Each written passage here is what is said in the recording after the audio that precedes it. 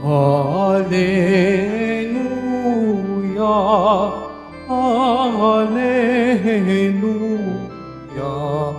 Hallelujah, Hallelujah.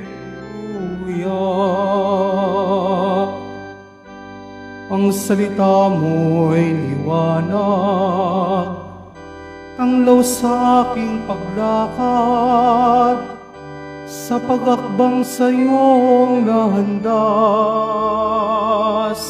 Hallelujah, Hallelujah, Hallelujah, Hallelujah.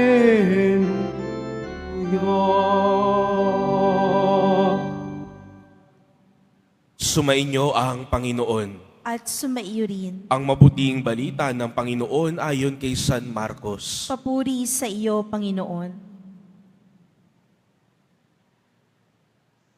Noong panahong iyon, sinabi ni Jesus sa mga tao, "Sinisindihan ba ang ilawan para itago sa ilalim ng takalan?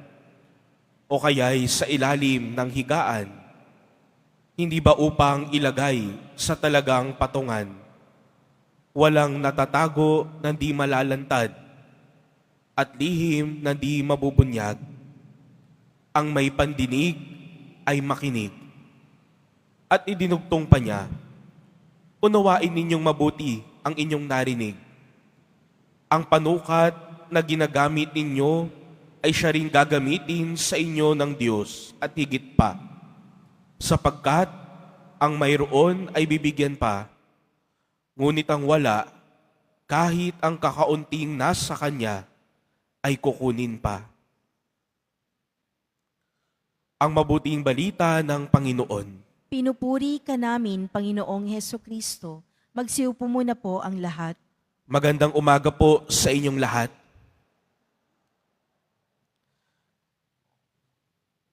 Paano po ninyo sinasabuhay ang inyong pananampalataya? How do you live out your faith? Do you wear it? Do you do it with a sense of joy?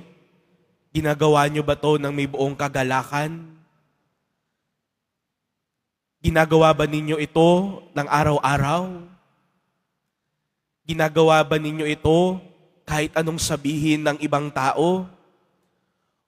O kapag sa loob ng simbahan, nakataas ang ating mga kamay, taimtim tayong nananalangin, tayo ay umihiling ng gabay at kumakapit sa mga santo, sa mahal na Birhen.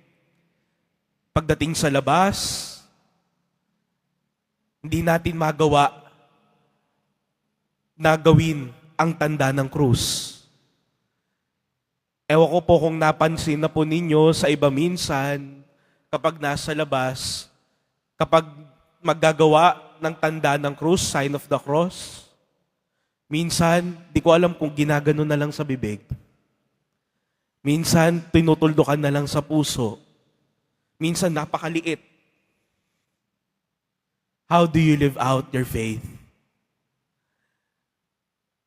Handa ka bang gawin ang lahat? Handa ka bang ipakita sa lahat? Ito yung pinaniniwalaan ko. Ito yung pananampalataya.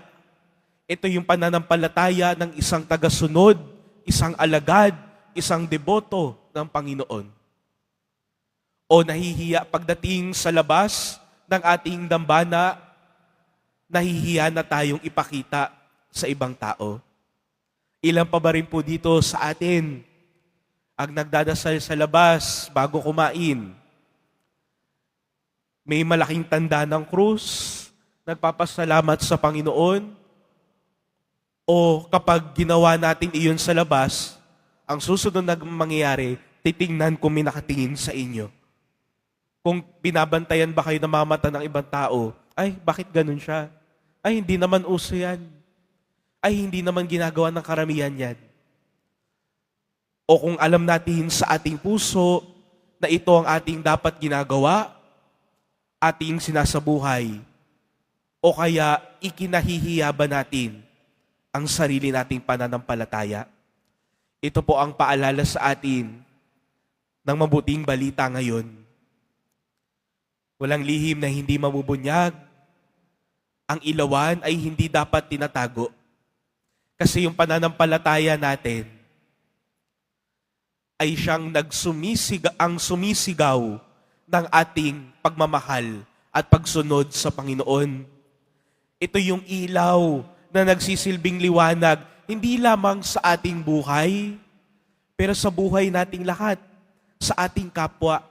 Kaya kung ito ay liwanag na mula sa Panginoon, bakit mo itatago? Bakit hindi mo ilalagay sa dapat na lagayan nang makita ng lahat, nang malinawagan, liwanagan ang lahat ng ating paligid, makita ng ating kapwa, makita ng ating sarili, ang ating pananampalataya sa Panginoon. Kahit anong pilit natin itago ang pagsasabuhay ng ating pananampalataya, lalabas at lalabas ang bunga nito sa ating buhay. Kung nahihiya tayong ipakita ito, yung bunga na iyon ay lalabas at lalabas.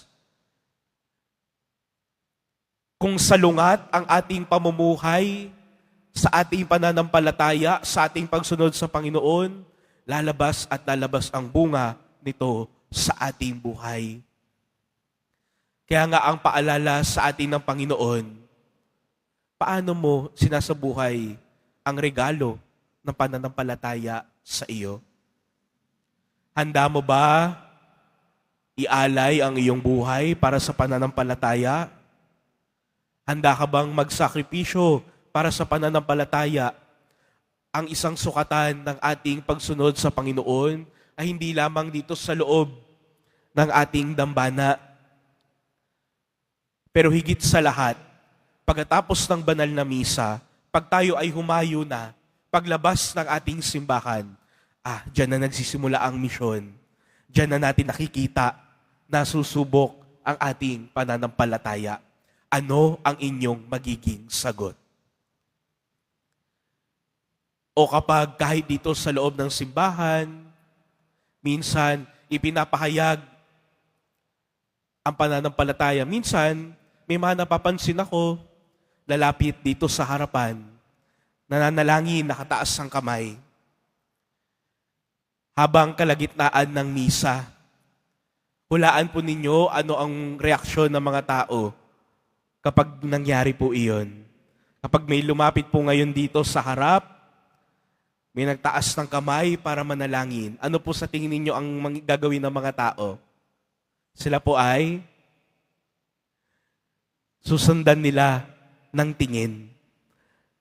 Kapag may kakaiba, kung hindi ito yung madalas na ginagawa, kung yung hindi natin na-expect dito sa loob ng simbahan, susundan ng tingin.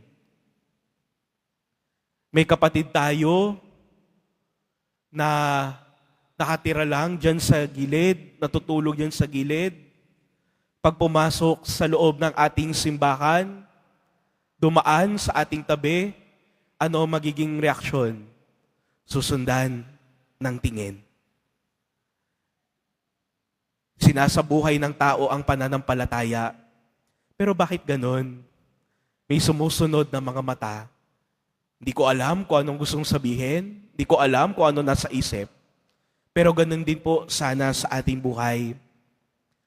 Huwag po nating ikahiya ang regalo sa ating regalong pananampalataya sa atin nung tayo ay bininyagan. At sa grasya at awa ng Diyos, naway ipagsigawan natin, magningning at magliwanag yung bunga ng pananampalatayang iyon sa ating araw-araw na buhay. Amen.